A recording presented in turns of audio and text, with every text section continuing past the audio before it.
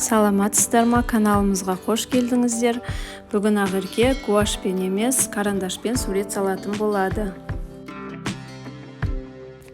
Ақеркенің жасы 11-де, 6-шы сынып оқушысы. Домбыра үйірмесіне қатысады және бос уақытында сурет салғанды өте қатты жақсы көреді.